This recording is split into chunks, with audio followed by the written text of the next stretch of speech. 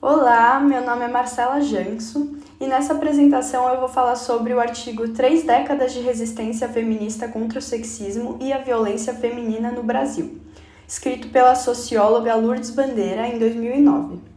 Esse trabalho busca compreender como o movimento feminista brasileiro, entre os anos de 1976 e 2006, construiu uma trajetória de resistência, denúncia e transformação social diante da violência e do sexismo estrutural.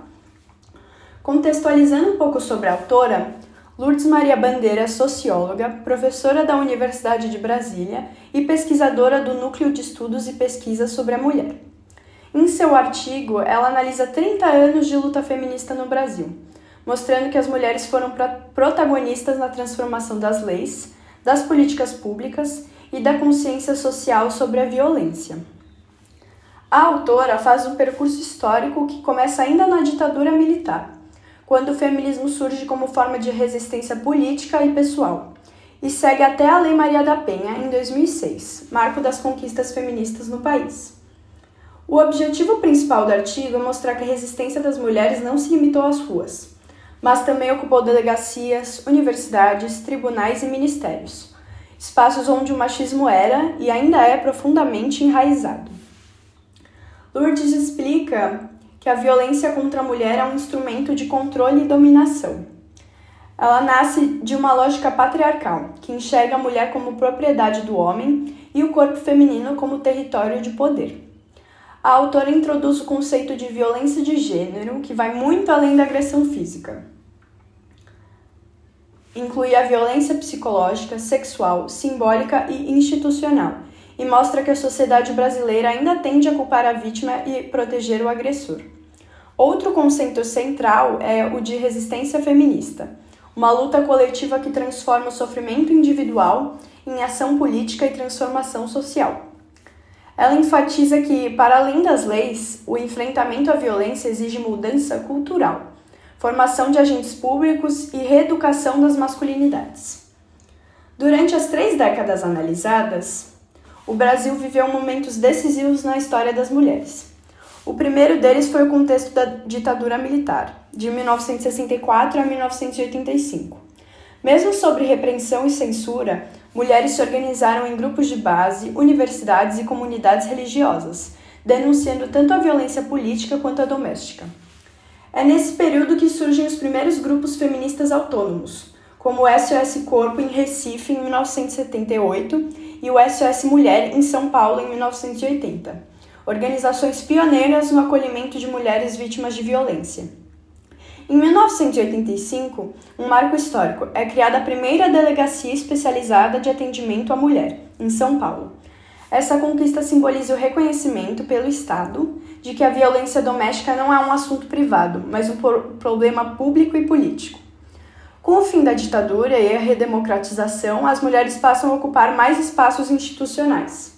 Em 1988, a Constituição Federal, que reconhece a igualdade entre homens e mulheres e insere proteção contra a violência de gênero entre os direitos fundamentais. Em 1993, outro marco internacional, a Convenção de Belém do Pará, que define pela primeira vez a violência contra a mulher como violação dos direitos humanos. Porém, em 1985, a criação da Lei 9.099 dos Juizados Especiais Criminais gera forte reação do movimento feminista.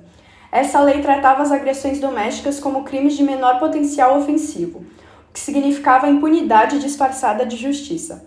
Agressores recebiam penas brandas, como cestas básicas ou multas. Diante disso, as mulheres se mobilizaram novamente, exigindo uma legislação mais eficaz. Esse movimento culmina em 2006 na aprovação da Lei Maria da Penha, um divisor de águas. Pela primeira vez, a violência doméstica passa a ser considerada crime público, com medidas protetivas, delegacias especializadas e a responsabilização direta do Estado. Cada um desses acontecimentos representa, como diz Bandeira, uma etapa na construção da cidadania das mulheres brasileiras. Falando de contradições e desafios, a Lourdes ela também alerta que as leis não bastam. Mesmo com a criação da Lei Maria da Penha, o Brasil ainda convive com o cinismo jurídico, uma cultura institucional que desacredita o testemunho das mulheres, que desestimula denúncias e muitas vezes revitimiza quem procura ajuda. Ela chama isso de violência institucional, aquela que acontece dentro das delegacias, hospitais, tribunais e meios de comunicação. A autora também fala de uma dialética dos costumes, no qual as leis avançam, mas as mentalidades permanecem machistas. O desafio, então, é transformar não apenas as instituições, mas também a cultura e as subjetividades. Para a Bandeira, a verdadeira resistência acontece quando as mulheres se reconhecem como sujeitos de direito, e não como vítimas passivas. Passando para a produção audiovisual que eu escolhi para fazer um paralelo, foi a série Bom Dia Verônica, lançada pela Netflix em 2020, a primeira temporada, que traduz de maneira visceral o que a Lourdes Bandeira discute academicamente. A protagonista, Verônica Torres, é uma escrivã da Polícia Civil que enfrenta dois inimigos poderosos, a violência de gênero e a corrupção institucional. No decorrer da trama, ela descobre o caso de Janete, uma mulher mantida em cárcere privado e violentada diariamente pelo marido, um homem religioso e influente. Esse personagem representa perfeitamente o que Bandeira chama de lógica moral masculina. Uma sociedade que associa poder, fé e autoridade ao domínio masculino, legitimando a violência sobre o disfarce da moralidade. Ao mesmo tempo, Verônica enfrenta o machismo estrutural dentro da própria polícia, uma instituição que simboliza a violência institucional descrita por ela. E quando a Verônica decide agir por conta própria, ela representa o movimento de resistência que a Lourdes descreve. A mulher que recusa o silêncio, que se torna protagonista da própria história e denuncia o sistema que tenta calá-la.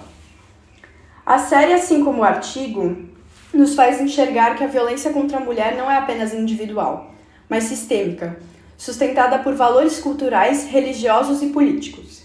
E a única resposta possível é a resistência, coletiva, contínua e corajosa.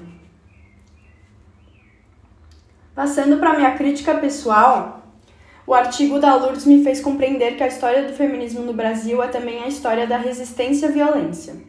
A autora nos mostra que o feminismo surgiu da necessidade de sobreviver, de transformar a dor em política e o silêncio em denúncia.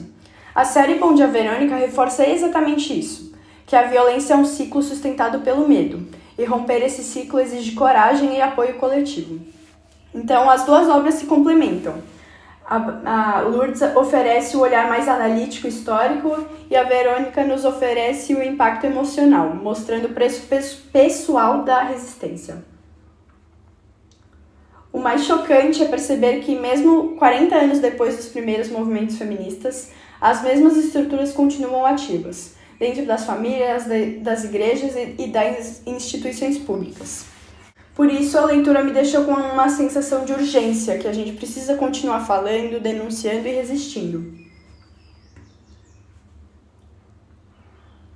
Para as minhas considerações finais, eu concluí que a resistência feminista é um processo inacabado, que a Lourdes mostra que o feminismo brasileiro foi capaz de transformar o Estado, mas que as estruturas patriarcais ainda existem. Ela também nos convida a enxergar o feminismo não apenas como luta por igualdade, mas como força civilizatória, que humaniza as relações e redefine o sentido de justiça. Assim como em Bom Dia Verônica, essa resistência é feita de dor, mas também de coragem. É feita por mulheres que não se calam, que se apoiam e que transformam o medo em denúncia. Cada conquista das delegacias da mulher, da Constituição de 1988 ou da Lei Maria da Penha representa uma etapa dessa luta histórica. E como Lourdes Bandeira diz, a verdadeira revolução feminista acontece quando a sociedade inteira se compromete com o fim da violência e com a dignidade das mulheres.